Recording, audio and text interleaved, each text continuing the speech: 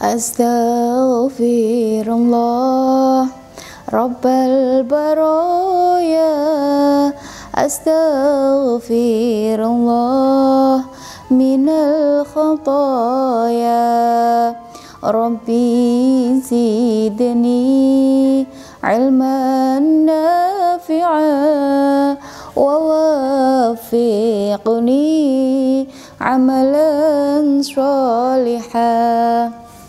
Assalamualaikum warahmatullahi wabarakatuh. Alhamdulillahirabbil alamin. Hari ini kita bisa bertemu kembali di pengajian rutin Kitab Risalatus Syiyam, panduan berpuasa.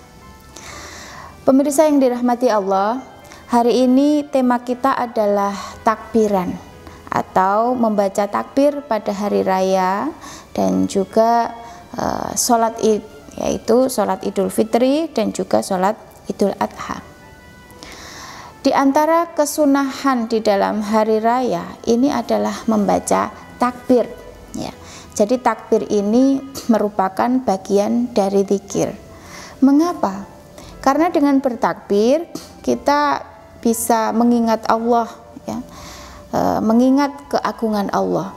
Oleh karena itu hukum asal dari takbir ini sesungguhnya sangat disunahkan. Jadi tidak ada larangan di dalam melakukan takbir. Larangan itu kemudian muncul ketika di dalam pelaksanaannya, ya, ini ada penyimpangan, misalkan dilakukan di dalam atau di luar batas kewajaran, ya, atau dilakukan tapi mengganggu kepentingan umum, ya, tidak tertib. Nah, kita ini kan di Indonesia biasanya punya tradisi, ya, kalau menjelang Idul Fitri, nah, itu malam harinya ada takbir keliling bersama-sama dengan menggunakan kendaraan, misalkan keliling di jalan raya dengan mengumandangkan takbir. Nah, ini bagus, ya. Akan tetapi menjadi tidak bagus, menjadi tidak baik ketika di dalam pelaksanaannya ini mengganggu orang lain, ya, misalnya dengan ugal-ugalan sehingga ini mengancam keselamatan pengguna jalan. Nah, ini yang tidak diperbolehkan. Nah, anjuran membaca takbir di dalam hari raya ini berdasarkan ayat Al-Quran di dalam surat Al-Baqarah ayat 185. A'udzubillahi minasyaitonirrajim. Bismillahirrahmanirrahim. Walitukmilul iddata walitukabbirullaha ala ma hadakum wa la'allakum tashkurun. Dan hendaklah kamu mencukupkan bilangannya. Maksudnya ini hitungan dalam bulan Ramadan, ya. Jadi digenapkan 30 hari. Ini kalau dalam ilmu falak ini jika tidak dilakukan ru'yah, ya. Nah, maka dicukupkan 30 hari. Dan hendaklah kamu mengagungkan asma Allah atas petunjuknya yang diberikan kepadamu supaya kamu bersyukur, ya.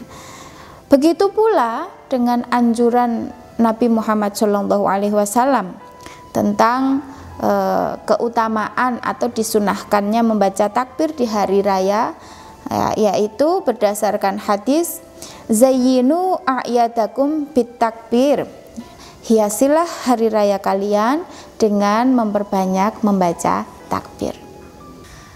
Pemirsa yang dirahmati Allah, adapun takbir ini ada dua macam, dijelaskan di dalam kitab ini. Yang pertama itu disebut dengan takbir mursal. Apa itu takbir mursal? Takbir mursal adalah takbir yang pembacaannya ini tidak terikat oleh waktu, ya, atau bisa juga disebut pembacaannya tidak mengacu pada waktu sholat. Itu namanya takbir mursal. Waktu melakukan takbir mursal itu dimulai sejak terbenamnya matahari malam Id hingga imam melaksanakan takbiratul ihram saat Id, ya. Ini baik itu Idul Fitri maupun Idul Adha. Jadi kalau Ramadan ini misalkan setelah berbuka terakhir ya di bulan Ramadan ini, kemudian setelah itu bertakbir, maka itu namanya takbir mursal ya, sampai imam melaksanakan sholat Idul Fitri. Nah, itu namanya takbir mursal. Adapun yang kedua itu disebut dengan takbir muqayyad. Takbir muqayyad itu adalah takbir yang terbatas waktunya ya. Maksudnya di dalam melakukan takbir ini waktunya khusus atau ditentukan, yaitu mengiringi sholat ya, dibacanya setelah melakukan sholat baik fardu maupun sunnah. Nah, adapun waktu pembacaannya ini ada di bulan Dzulhijjah ya, yaitu setelah sholat subuh di hari Arafah atau tanggal 9 Dzulhijjah hingga akhir asar di hari tasyrik ya, di hari terakhir tasyrik, yaitu tanggal 13 Dzulhijjah.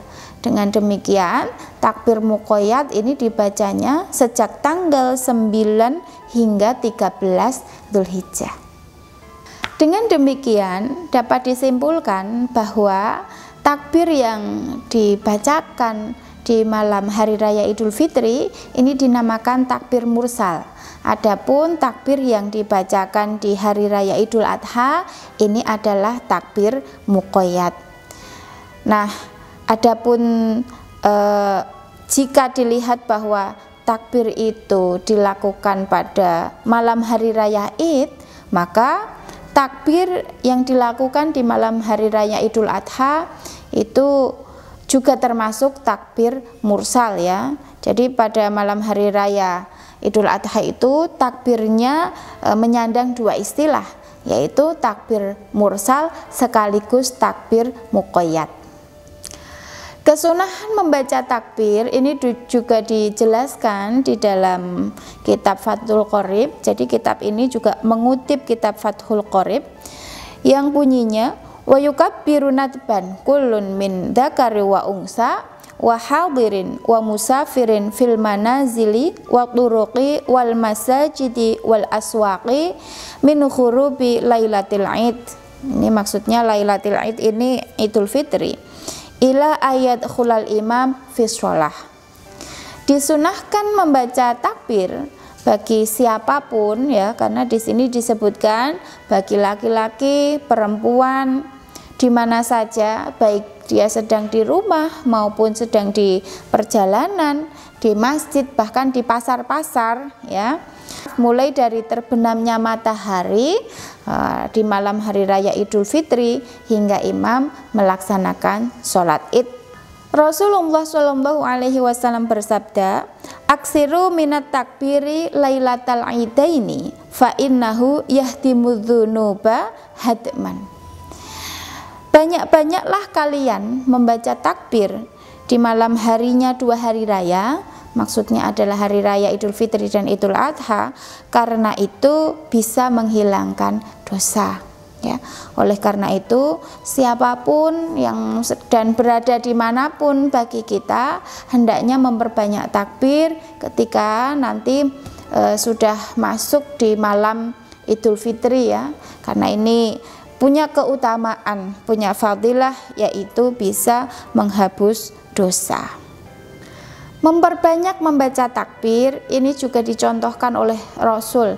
Bahkan ketika di dalam perjalanan menuju tempat sholat Id ya, Rasul ini juga memperbanyak membaca takbir.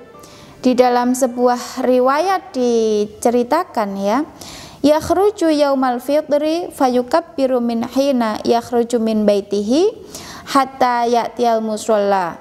Rawahu Abu Bakar An-Najat An-Zuhri. Jadi ketika Rasul hendak pergi melaksanakan sholat Idul Fitri, ini beliau membaca takbir mulai dari rumah, jadi sebelum berangkat ya, sampai tempat sholat. Nah, ini bisa kita teladani ketika kita akan berangkat ke masjid melaksanakan sholat Idul Fitri ya, kita sambil perjalanan ya, kita memperbanyak membaca takbir. Pemirsa yang dirahmati Allah, pembahasan selanjutnya adalah tentang sholatul idain. Jadi sholat 2 hari raya, yaitu hari raya Idul Fitri dan juga hari raya Idul Adha. Nah, ketika hari raya Idul Fitri dan hari raya Idul Adha tiba, ini seluruh umat Islam yang tidak memiliki udzur atau halangan ini sangat dianjurkan untuk menuju masjid ya, siapapun itu, baik laki-laki maupun perempuan ya, baik itu orang merdeka maupun budak, dan semuanya di dalam kitab ini dijelaskan sangat disunahkan untuk menuju masjid ya. Ini tak terkecuali juga untuk perempuan yang sedang haid atau menstruasi. Nah, walaupun perempuan yang sedang haid atau menstruasi ini tidak melaksanakan sholat id, tetapi dia tetap dianjurkan untuk menuju masjid. Untuk apa? Ya, untuk mengambil keberkahan dari momen tersebut ya. Karena ini datangnya setahun sekali, ya ini disunahkan untuk merayakan kebaikan bersama dengan kaum muslim yang lain ya, bisa bersilaturahmi dan juga bisa mendengarkan khutbah ya setelah sholat dilaksanakan. Oleh karena itu ini sangat disunahkan. Nah, di dalam kitab ini mengutip dari Fathul Qorib juga ya, dijelaskan wa sholatul idaini sunnatun muakkadatun wa tushra'u jama'atan waling munfaridin wa musafirin wa hurrin wa abdin wa khunsa wa mra'atin la jamilatin wa ladzatin hay'ah ya, yang artinya ini disunahkan bagi siapapun ya, sebagaimana yang telah saya sampaikan tadi. Kemudian kapan waktu pelaksanaan sholat id ya yang diatur di dalam fikih. Nah, adapun waktu pelaksanaan sholat Idul Fitri ini dimulai dari terbitnya matahari sampai zawal. Zawal itu maksudnya masuk waktu zuhur ya, jadi ya kira-kira dari pagi sampai siang. Nah, adapun lafal niatnya itu adalah usolli sunnatal idil fitri rakaataini ma'muman lillahi ta'ala. Ya, itu kalau menjadi makmum. Kalau menjadi imam, usolli sunnatal idil fitri rakaataini imaman lillahi ta'ala. Nah, untuk pelaksanaannya ya, ini dilakukan 2 rakaat. Rakaat pertama ini membaca takbir 7 kali selain takbiratul ihram. Ya, jadi setelah takbiratul ihram kemudian membaca 7 kali takbir. Adapun di setiap takbir ini membaca subhanallah walhamdulillah wala ilaha illallah wallahu akbar. Nah, ini dibaca sebanyak 7 takbir kemudian membaca lafal tadi ya. Nah, setelah itu kemudian dilanjutkan dengan membaca surat Al-Fatihah dan membaca surat pendek. Adapun di rakaat kedua ini takbirnya sebanyak 5 kali, tidak 7 kali seperti di rakaat pertama ya, melainkan hanya 5 kali. Pelaksanaan sholat Idul Fitri yang seperti ini didasarkan pada sebuah riwayat ya. Inna Nabiyya sallallahu alaihi wasallam kabbara fil idaini fil ula sab'an wa bilal qiraati wa fil akhiri khamsan qoblal qiraah rawahu Tirmidzi, yang artinya Rasulullah Shallallahu Alaihi Wasallam jika sholat Idul Fitri atau Idul Adha itu di awal rakaat membaca takbir sebanyak 7 kali sebelum membaca Fatihah. Ya, adapun di rakaat kedua ini membaca 5 kali takbir juga sebelum membaca surat Al-Fatihah. Nah, sholat Idul Fitri maupun Idul Adha ini dilaksanakan tanpa adzan dan juga tanpa iqamah, ya. Salah seorang sahabat ini meriwayatkan, qala Jabirun syahidtu ma'an Nabi sallallahu alaihi wasallam yaumal aidi fabada'a bis sholati qabla al-khutbati bi ghairi adzan wala iqamah. Jadi sholat Idul Fitri ini tidak didahului dengan adzan dan juga tidak didahului dengan iqamah. Nah, adapun pelaksanaan sholatnya itu didahulukan, ya, sebelum melaksanakan khutbah. Ini berbeda dengan sholat Jumat, ya. Kalau sholat Jumat itu khutbah dulu baru sholat. Nah, kalau sholat Idul Fitri ini sholat dulu baru berkhutbah. Ini didasarkan pada riwayat tersebut. Nah, pelaksanaan sholat Id ini memang diutamakan di masjid, ya.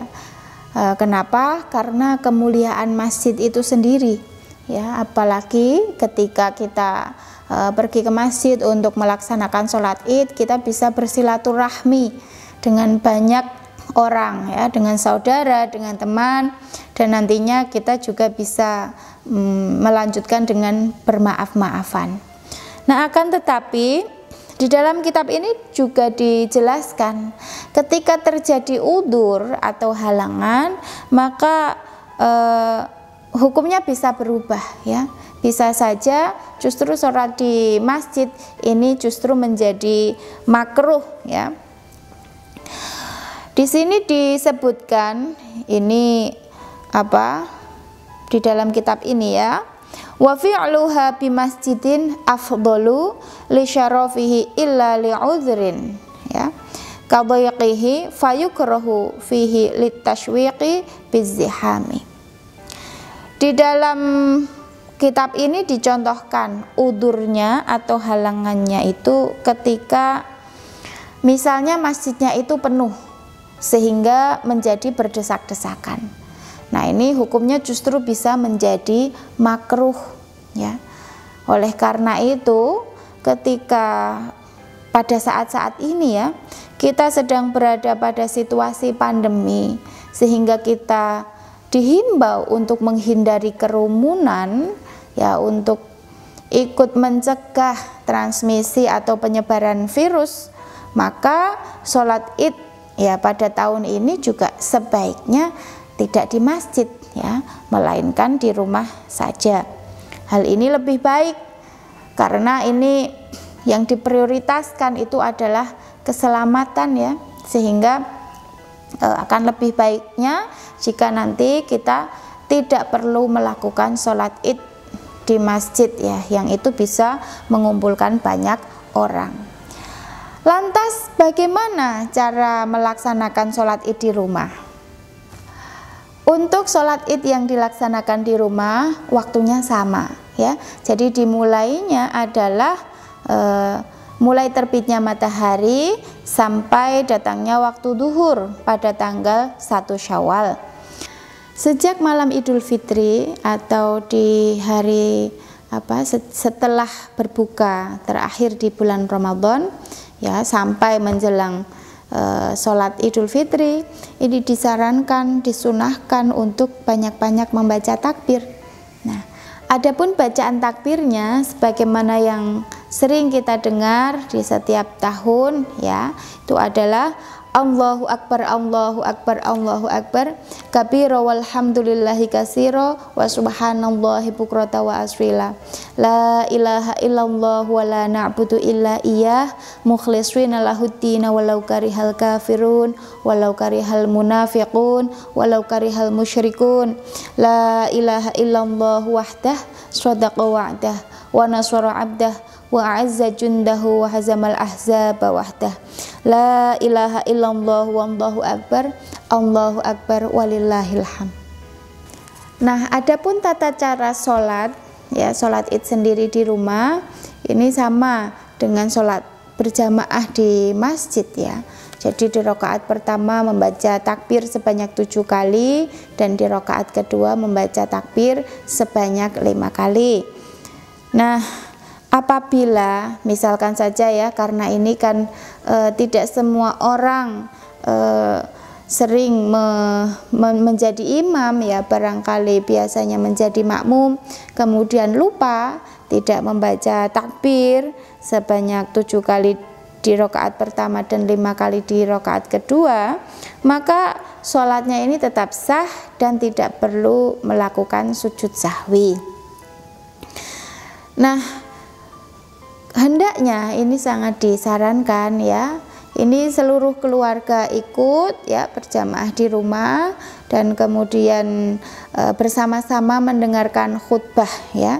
Khutbahnya juga tidak perlu panjang-panjang ya, cukup memenuhi rukunnya saja, yakni membaca tahmid, membaca sholawat, kemudian membaca ayat Al-Quran, membacakan wasiat takwa ya, dan berdoa memohon ampunan. Begitu juga untuk khutbah yang kedua. Nah, kalau yakin semua anggota keluarga ini sehat ya, bersih dari virus, maka setelah khutbah ya dilanjutkan dengan bersalam-salaman, saling memaafkan ya. Nah, kalau melaksanakannya sendirian, tidak ada anggota keluarga yang lain ya, barangkali sedang di perantauan dan kemudian tidak bisa pulang, maka cukup melaksanakan sholat Idul Fitri sendiri tanpa melakukan khutbah.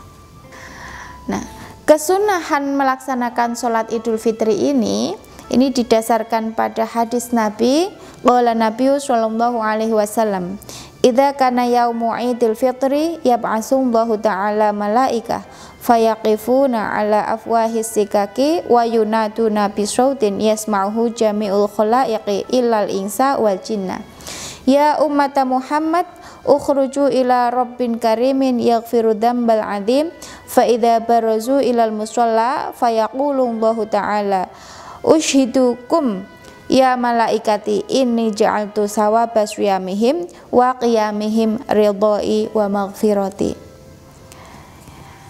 Setiap hari Idul Fitri, Allah ini mengutus para malaikatnya agar turun kemudian membaca undang-undang. Hai umat Muhammad, kalian semua keluarlah untuk sholat hari raya Idul Fitri serta mintalah ampunan pada Tuhan kalian.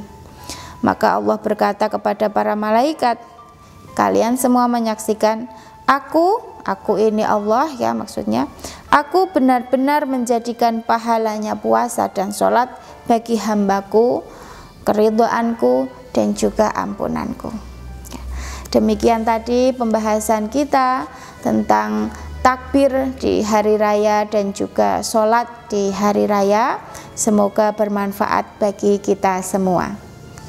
Jangan lupa tetap jaga kesehatan, selalu bersyukur dan tetap di rumah saja. Semoga kita menjadi manusia sa'idun fid dunya wa sa'idun fil akhirah. Wassalamualaikum warahmatullahi wabarakatuh.